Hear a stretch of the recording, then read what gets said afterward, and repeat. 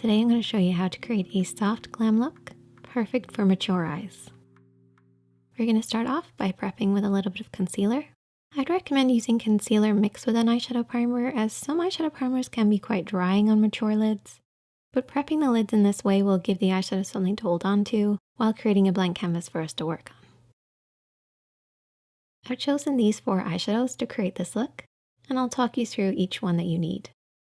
The first one is at least 1 shade lighter than the skin tone, and this will be used as our highlighter or our base. We then have a contour shade, which should be at least 1 shade darker than the skin tone.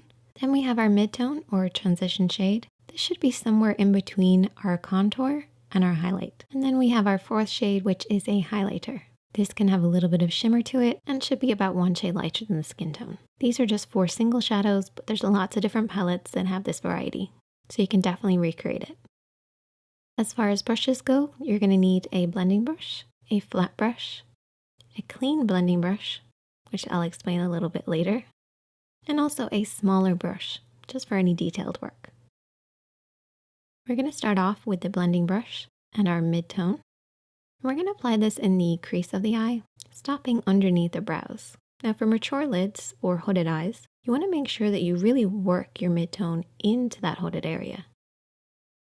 This will help to camouflage it, recede it, and create a soft, blurry finish. If you're working on yourself, try keeping your eyes open. This will allow you to see the shape that you're creating. You really just want to focus on this area just above the lid. This will help to recede any hoodedness and soften the look. We're then going to take this smaller brush and we're going to take the contour shade. We're going to work this on the outer edge of the eye and deep into the socket. You want to keep this nice and low. Your mid-tone is always higher than your contour, so keep it underneath this line, working on the outer edge of the lid. You also want to make sure you're keeping within the lines. Don't worry if you've gone outside them, because you can always clean it up afterwards. But using the edge of the nose, eye, and brow as a guide, you want to blend in from this point. This will just make sure you get that nice, soft, lifted appearance. We're then going to take the clean blending brush. What we're going to do is blend over everything that we've already applied. This will soften out any harsh lines.